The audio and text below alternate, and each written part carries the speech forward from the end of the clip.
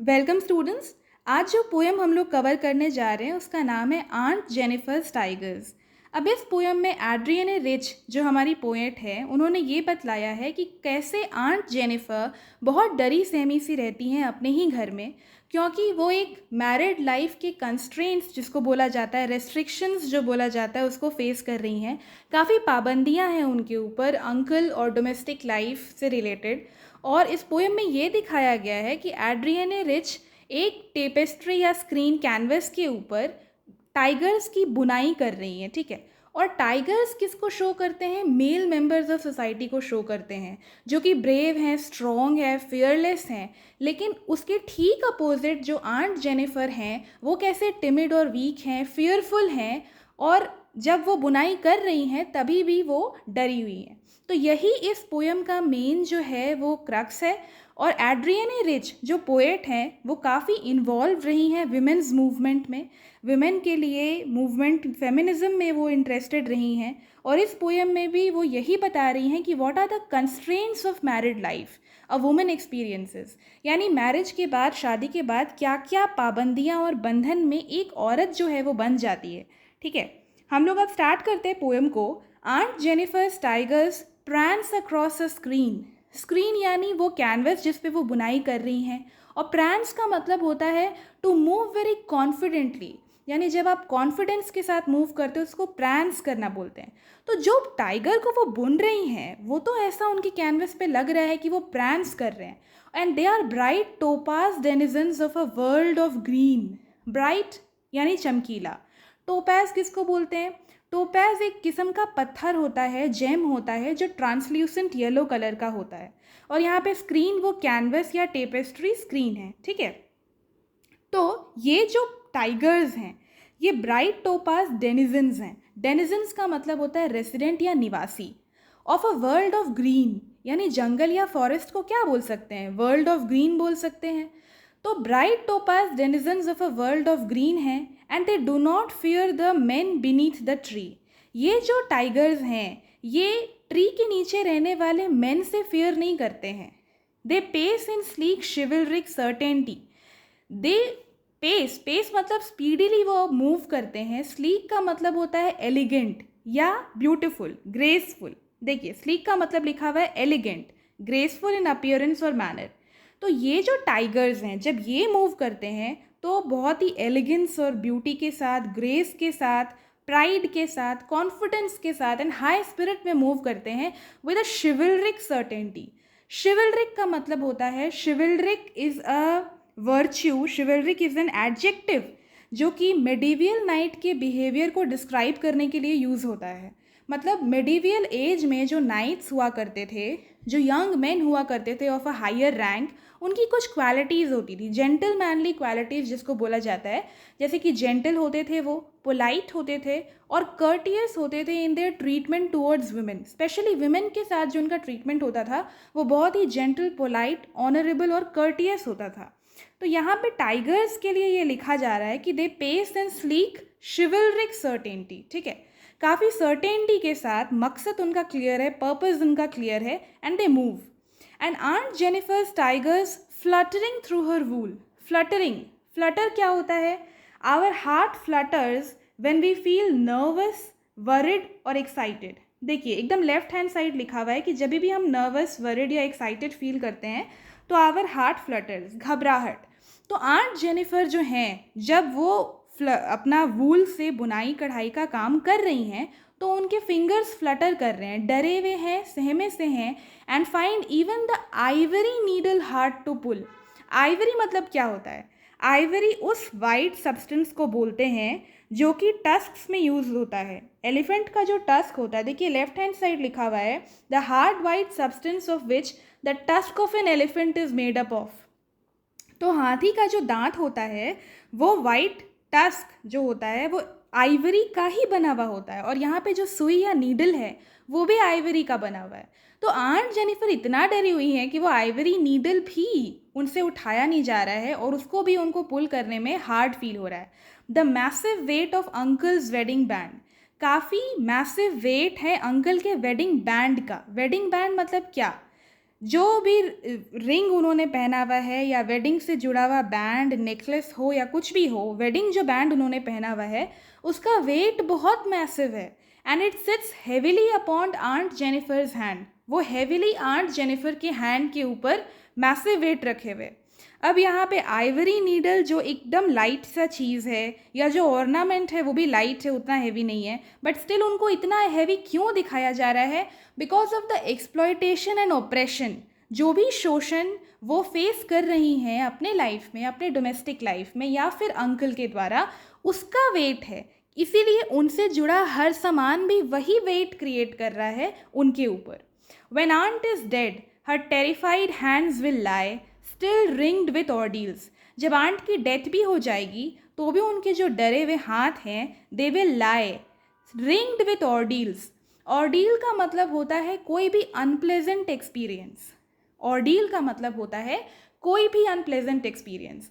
तो आंट की जब डेथ हो जाएगी तब भी उनके हैंड्स जो हैं वो रिंग्ड ही रहेंगे। रिंग्ड कहने का मतलब है, दो मतलब है यहाँ पे। पन एक पोएटिक डिवाइस है, PUN, जिसको यूज़ किया गया है।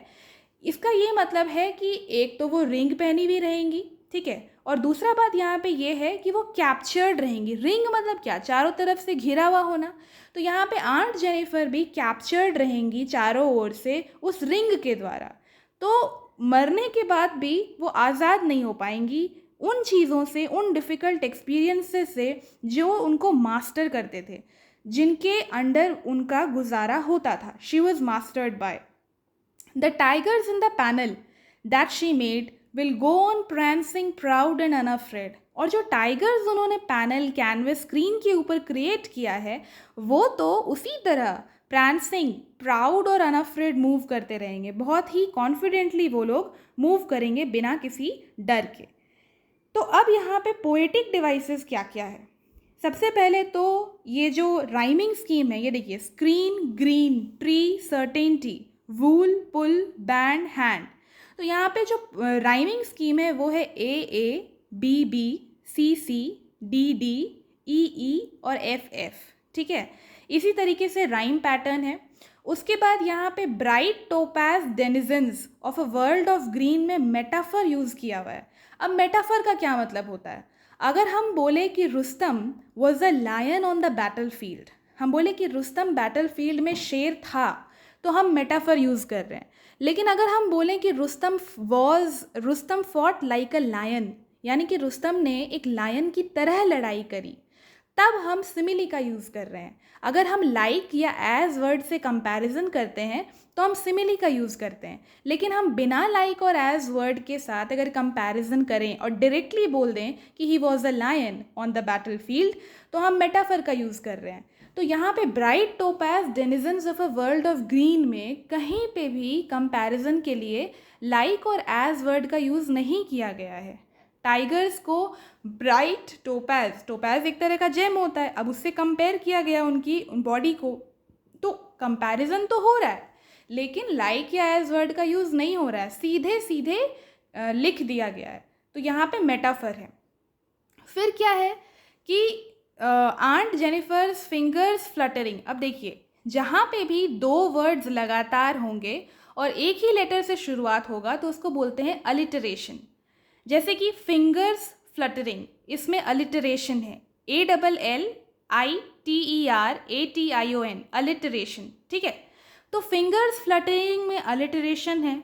लास्ट लाइन prancing प्राउड में अलिटरेशन है, ठीक है। जहाँ पे भी PP, FF इस तरह के वर्ड्स हैं वो अलिटरेशन है।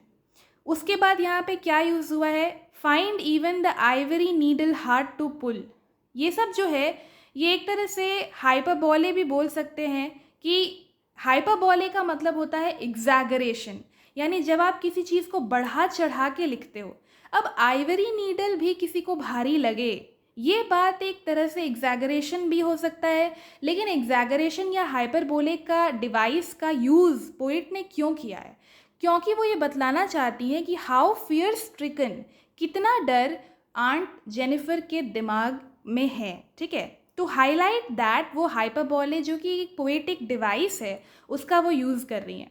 फिर यहाँ पे टेरिफाइड हैंड्स जो है, अब टेरिफाइड कौन है, डरा हुआ कौन है? आंट है। केवल उनका हैंड तो टेरिफाइड है नहीं। तो जब आप किसी एक बॉडी पार्ट से उस पूरे इंसान को संबोधित करते हैं तब उसको सिनेक्डॉक बोलते हैं। यहाँ पे लिखा हुआ है सिनेक्डॉक, टेरिफाइड हैंड्स यहाँ पे सिनेक्डॉक है। ठीक है, आपको ये नहीं लगना चाहिए कि मैम कुछ ज़्यादा ही बता रही है, इतना डीप में क्वेश्चन नहीं पूछेगा, क्योंकि आप बोर्ड का पिछले साल का सैम्पल क्वेश्चन पेपर देख लो, क्वेश्चन आता है पोएटिक डिवाइसेस से, तो ये आपको पता होना चाहिए सिनेक्डॉक। और हम बहुत ही ईजी तरीके से बता रहे हैं, आप नहीं भूलोगे, एक बार ध्यान से समझ लोगे आपको सब याद हो जाएगा। तो टेरिफाइड हैंड्स में सिनेक्डॉक का यूज़ हुआ है।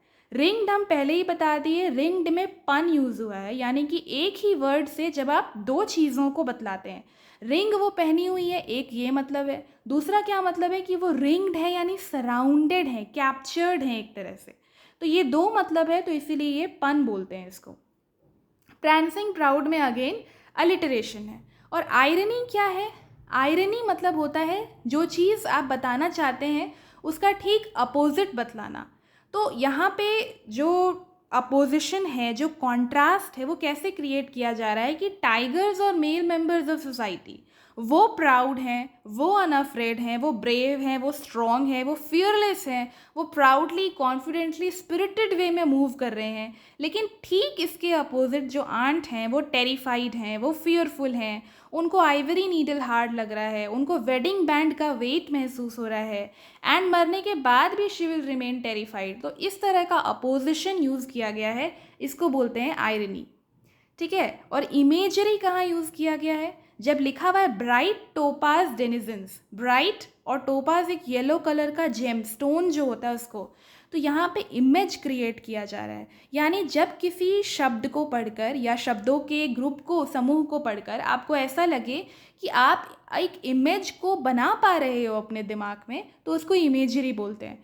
तो यहाँ पे bright topaz denizens of a world of green, यानी ग्रीन ग्रास में कोई येलो, ब्राइट येलो कलर का शेर है। तो इस तरह से क्या हो रहा है, इमेज क्रिएट हो रहा है, ब्राइट कलर्स का यूज़ किया जा रहा है और इसको इमेजरी बोलते हैं। तो पोएम का लाइन का एक एक मतलब भी समझ में आ गया, पोएटिक डिवाइसेस भी हो गया।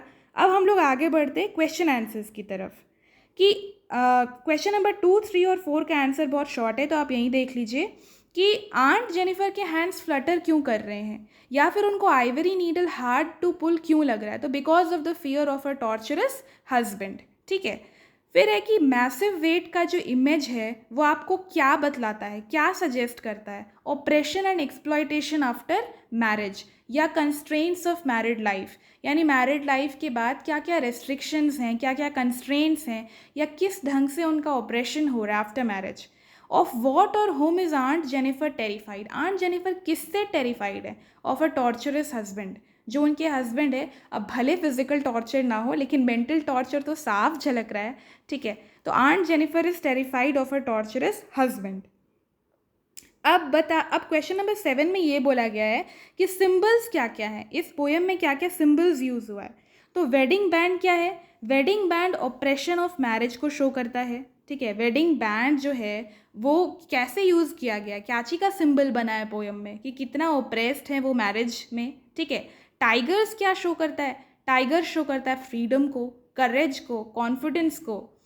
फिर आंट जेनिफर क्या चीज़ को शो कर रही हैं, किस चीज़ का सिंबल बन गई हैं? एक ओप्रेस्ड वुमेन, एक शोषित महिला का वो सिंबल बन गई हैं।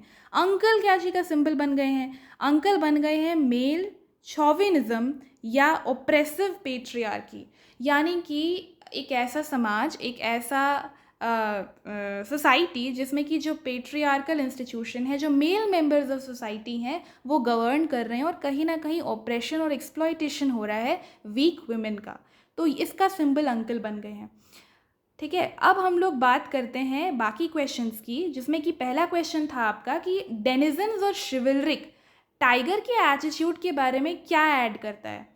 तो word denizen indicates that tigers live in a particular place and belong to that place with a solid firmness. Denizens इस बात को इंडिकेट करता है कि जो टाइगर्स हैं वो एक ही जगह में निवास करते हैं, बिलोंग करते हैं उस प्लेस को एक सॉलिड फर्मनेस से के साथ, and they don't have to leave their place, उनको अपना जगह नहीं छोड़ना पड़ता, उस बिल्कुल उसी तरह जैसे मेल मेंबर्स ऑफ सोसाइटी को नहीं छोड़ना पड़ता, they do not have to leave their residence after marriage. तो यहाँ पे टाइगर्स जो हैं वो जंगल में जब रहते हैं तो राजा की तरह रहते हैं, ठीक है, उनको किसी से डर नहीं लगता, तो वो अपना जगह छोड़कर नहीं जाते हैं। और सोसाइटी में भी क्या होता है कि मैरिज के बाद एक वुमन जो है वो किसी दूसरे घर में चली जाती है, एंड अगर वो ऐसी है वहाँ पे ऐसा जीवन जीने को मजबूर है जिसमें वो बंधी हुई है और डरी हुई है, तो वो इसी चीज़ को इंडिकेट करता है कि जो टाइगर्स हैं, वो जो मेल मेंबर्स ऑफ सोसाइटी हैं, डेनिजन्स हैं, निवासी हैं, वो सॉलिड फर्मनेस के साथ किसी प्लेस को बिलोंग करते हैं। अब वर्ड शिवलरिक क्या इंडिकेट करता है? Word chivalric indicates that the tigers who represent the male members of society, they move in a spirited and confident manner like the medieval knights. medieval age के जो knights थे, जो elite male members of society थे, तो वो शिवलरिक मतलब वो आराम से स्पिरिटेड वे में, कॉन्फिडेंट वे में मूव कर रहे हैं सोसाइटी में, इस बात को इंडिकेट करता है। अब ऑर्डियल्स का मतलब होता है अनप्लेजेंट या डिफ़िकल्ट एक्सपीरियंस या अनुभव। तो कौन कौन सा ऑर्डियल्स है जिससे आंट जेनिफर सराउंडेड है? ऑर्डियल्स मीन अनप्लेजेंट और difficult experiences. Aunt Jennifer is surrounded by never ending domestic duties of a housewife and she remains in constant fear of a torturous husband. ये ऑर्डियल्स है, ये unpleasant experiences हैं जिनसे वो घिरी रहती है। आप ये भी लिख सकते हो, जैसा कि शुरू में लिखा हुआ है, पोएट के बायोग्राफी में लिखा हुआ है, कंस्ट्रेंट्स ऑफ मैरिड लाइफ, यानी restrictions of married life. Now explain the significance of the word ringed in the poem. Ringed word का क्या सिग्निफिकेंस है? तो there are two meanings of the word ringed. One is the hand which wears the ring and the other is the hand which is surrounded by or captured because of the wedding ring. And the poetic device which एड्रियने usage is पन। ठीक है, दो meaning है ringed का, तो ये आपसे पूछ सकता है क्या इंपॉर्टेंस है रिंग्ड वर्ड का। Why do you think aunt Jennifer created animals that are so different from her own character? आपको क्या लगता है आंट जेनिफर ने ऐसे टाइगर्स को अपने पैनल पे क्यों क्रिएट किया जो उनके स्वभाव के इतने विपरीत हैं? तो अब इसका आंसर तो अपने थॉट से, अपने अंदाजे से देना है। तो I have written, I think that aunt Jennifer has been commanded to make the tigers on the canvas. हो सकता है कि उनको ऐसा उनके हस्बैंड ही बोल के गए हों कि आपको कैनवस पे ऐसे टाइगर्स बनाना है, इसीलिए वो डर कर और इस कैनवस पे ये पेंट कर रही हैं, पेंट नहीं, बुनाई का काम कर रही हैं। फिर पोएट ये पूछती हैं कि what is the poet suggesting through this difference? ये क्वेश्चन है कि आखिर पोएट इस डिफरेंस के थ्रू क्या सजेस्ट कर रही हैं। The poet is trying to highlight the huge difference between the fearful and weak aunt and the oppressive and strong uncle. इन दोनों के बीच में डिफरेंस क्या है? एक तरफ फियरफुल और वीक आंट है और दूसरी तरफ ऑप्रेसिव, शोषण करने वाला और स्ट्रॉन्ग अंकल है। ठीक है, अब लास्ट क्वेश्चन है कि do you sympathise with Aunt Jennifer? क्या आप आंट जेनिफर से सिंपैथी रखते हैं? What is the attitude of the speaker? Poet का क्या एटीट्यूड है आंट जेनिफर की तरफ?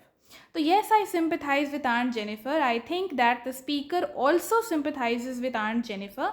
The speaker highlights the sorrow and suffering of women like Aunt Jennifer to bring a change in the society.